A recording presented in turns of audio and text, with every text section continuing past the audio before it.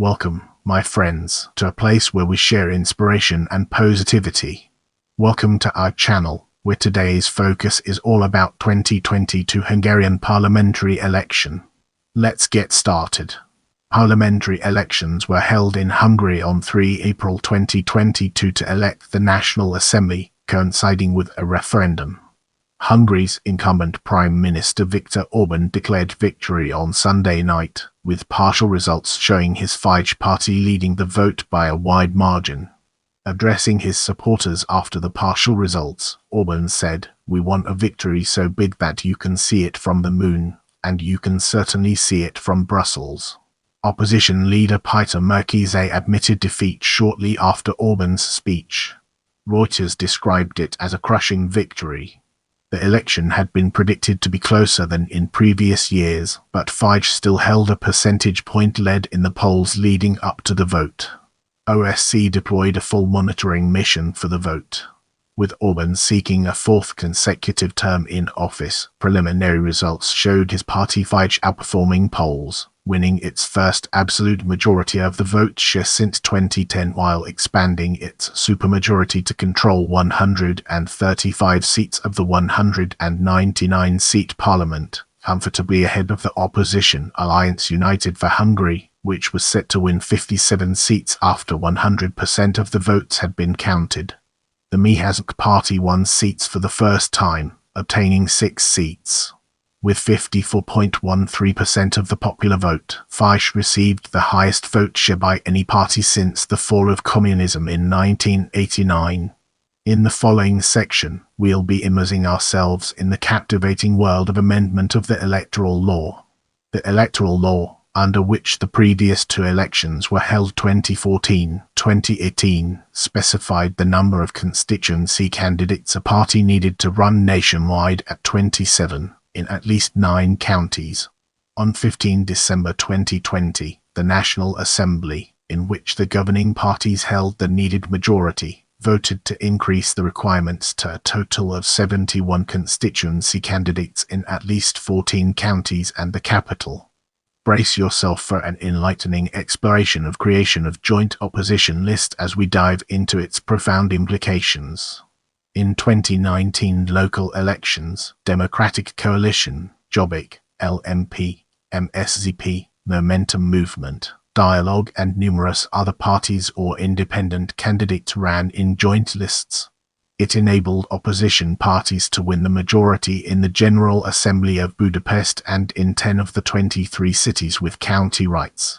On 13 August 2020, Democratic Coalition, Jobbik, LMP, MSZP, Momentum Movement, MLP, UK and Dialogue decided to field joint candidates in all of Hungary's 106 constituencies and launch a joint programme for the elections. On 15 November 2020, Democratic Coalition, Jobbik, LMP, MSZP, Momentum Movement and Dialogue agreed on running with a common candidate for Prime Minister to be selected in a primary election. They expect the candidate to be selected by 23 October 2021. On 20 December 2020, Democratic Coalition, Jobbik, LMP, MSZP, Momentum Movement and Dialogue decided on running together on a common list, solidifying their electoral alliance. The leaders of the respective parties have also signed a declaration containing the terms of their cooperation, titled Közösségfejlesztési Principles for Hungary's Governance After 2022. The opposition coalition was very ideologically diverse, something described by observers as a potential hindrance to presenting a united front to defeat Orbán. In the upcoming section, we'll be dissecting opposition primary and exploring its intricate connections to our topic. The opposition primary was held in Hungary between 12 and 27 September 2021 first round and October 2021 second round to select the candidate for Prime Minister of Hungary supported by the opposition parties to form a coalition to compete in the 2022 Hungarian parliamentary election. It was the first countrywide primary election in the political history of Hungary. On 17 October 2021, non-partisan candidate Péter Márki-Zay won in the runoff second round of the opposition primary, becoming the united opposition candidate in the election for Prime Minister. The parties had also selected common candidates for single-member districts via the primary in the first round. Let's now shift gears and explore electoral system through a critical lens, uncovering its strengths and weaknesses.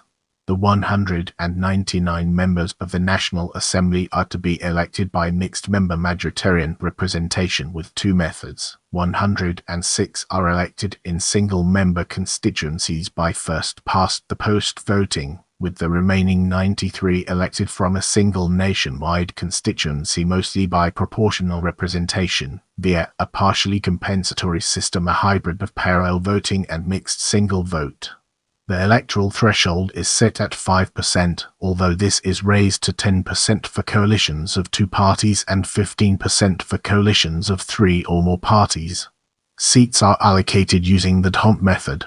The governing party is allowed to draw the boundaries of the single-member constituencies, and the boundaries were gerrymandered by the Fidesz government prior to the 2014 elections. The redrawing was done in a way that smaller constituencies with fewer than 70,000 voters had higher concentrations of Fidesz voters than larger constituencies over 80,000 voters, meaning fewer votes were required to elect Fidesz constituency candidates. In 2010, seats varied in population by 35%. Since 2014, each of the Armenian, Bulgarian, Croatian, German, Greek, Polish, Romanian, Russian, Serbian, Slovak, Slovenian, and Ukrainian ethnic minorities can win one of the 93 party list's seats if they register as a specific list and reach a lowered quota of Alfraca times Alfraca approx of the total of party list votes. Each minority is able to send a minority spokesman without the rights of an MP to the National Assembly, if the list does not reach this lowered quota. Due to internal disputes, the National Self-Government of Romania did not participate in the election. Turning our focus to parties and coalitions, let's explore its key elements. The following parties are represented in the National Assembly, or are commonly included in public opinion polling. Now, it's time to shift gears and explore opinion polls. Section H. Opinion polling for the 2022 Hungarian Parliamentary election graphical summary. Without wasting any more time, let's jump into the fascinating world of results. 7, 9, 11, 1, 3, 5, 6, 30 overall 1.82%, 10.31%, 25.77%, 40.01%, 52.75%, 62.92%, 67.8%, 70.21%. Turnout within Hungary only, excluding eligible voters abroad. As we progress, let's shine a spotlight on party list results by county and in the diaspora and examine its intricate interplay within our topic. County Fidesz KDNP United for Hungary, our homeland, MKKPMM Minority Districts Kisten 57.25, 29.66, 7.58, 3.08, 1.01, 0.81, Barnia 49.67, 36.08, 5.9, 3.5, 0.9, 0.86, Bex 52.81, 34.36, 7.64, 2.62, 0.9, 0.89, Bosorda Bozempeln 54.38, 34.29, 6.89, 2.31, 0.99, 0.78, Budapest 40.84, 47.84, 4.11, 5.19, 1.26, 0.53, Xonwixand 47.44, 39.69, 7.34, 3.61, 1.10, 0.72, Vija 53.55, 33.86.62, 3.5 to 1.15, 0.76, Jimers and Sopran 57.07, 30.8, 36.21, 3.28, 1.33, 0.7 to Hotbear 57.88, 0.833.876.6.691.020.83 heads 54.9 833.377.31 2.50.970.7 Fuch Najikan Shulnut 55.58 33.027.15 2.450.950.8 Tukumum Eshabum 50.53 36.326.7 3.39 Good 59.29.277.66 2.150.80.68 Pest 50.88 36.445.81 4.051.250.66 Somaji 56.33 33.48 5.97 2.221.020.66 Schboltz Schoppenberg 61.66 29.045.59 1.640.910.8 Tolmer 58.95 28.49 6.67 2.460.90.81 Vaz 59.9 429.555.59 2.89 0.890.7 to Ve from 52.57 34.446.88 3.3910.76 Zola 56.7 to 31.986.63 2.68 0.95 0.9 for total in Hungary 52.45 36.1 56.1 53.4 to 1.10.73 Diaspora 93.89 4.1 to 1.06 0.61 0.10.2 to total 54.1 334.445.88 3.27 1.04 0.7 Get ready for a thought-provoking discussion as we delve into aftermath and its impact on our understanding. Hungary's incumbent Prime Minister Viktor Orbán declared victory on Sunday night, with partial results showing his Fidesz party leading the vote by a wide margin. Addressing his supporters after the partial results, Orbán said, "We won a victory so big that you can see it from the moon, and you can certainly see it from Brussels." Orbán would go on to declare his victory as a rebuke against the Hungarian left, international media, George Soros, the Brussels bureaucrats, and Volodymyr Zelensky. Opposition leader Péter Márki-Zay admitted defeat shortly after Orbán's speech. Reuters described it as a crushing victory. The election had been predicted to be closer than in previous years, but Fidesz still held a percentage point lead in the polls leading up to the vote. OSCE deployed a full monitoring mission for the vote. With Orbán seeking a fourth consecutive term in office, preliminary results showed his party Fidesz was set to outperform polls, retain its supermajority and control 135 seats of the 199-seat parliament, comfortably ahead of the opposition Alliance United for Hungary, which was set to win 57 seats after 100% of the votes had been counted. The Mi Hazánk party won seats for the first time, obtaining 6 seats. Now, let's shift our attention to analysis.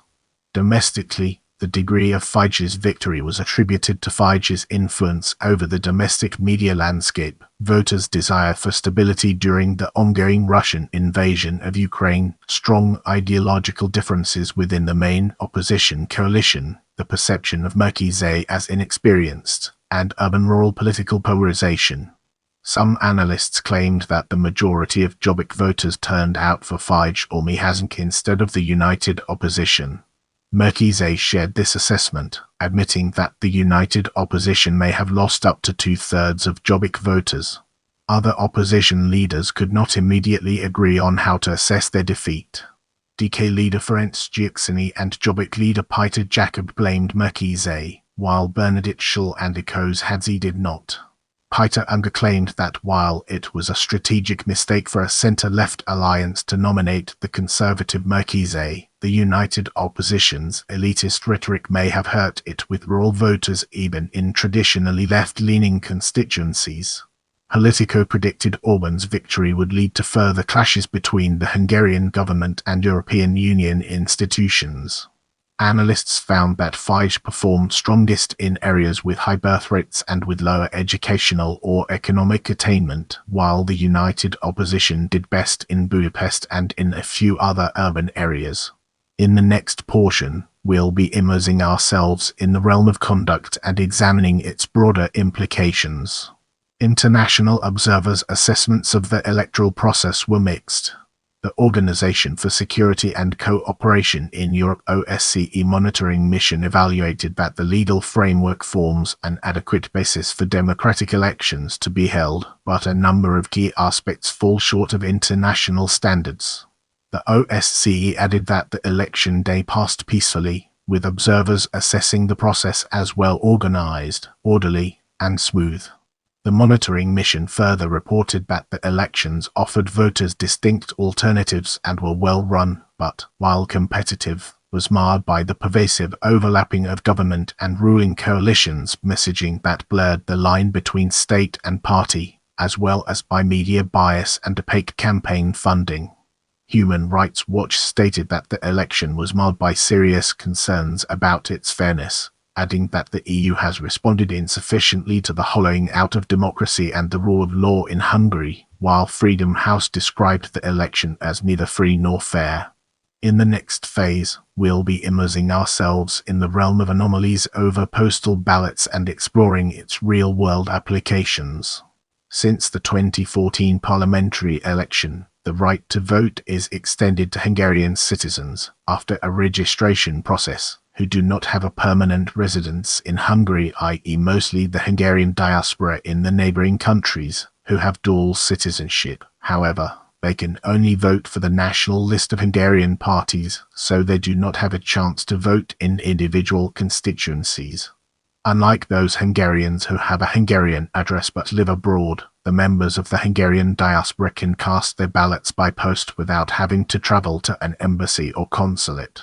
Critics say this method do not provide sufficient guarantees to prevent election fraud. Since 2014, the ruling party Fidesz usually acquired more than 90% of the vote among the Hungarian diaspora. Transdelixero, a Hungarian-language Romanian news portal, revealed all possible frauds out by the legally undeveloped system. For instance, the registration process was not secure, as the data allowed a voter to register on behalf of another person and retrieve voting documents to any address.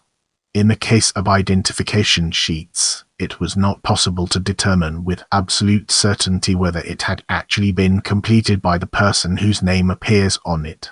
As a result of a change in legislation in 2021, it was possible to return the vote without the posted security sealed envelope. Therefore, there was no guarantee that the ballot paper had not been replaced.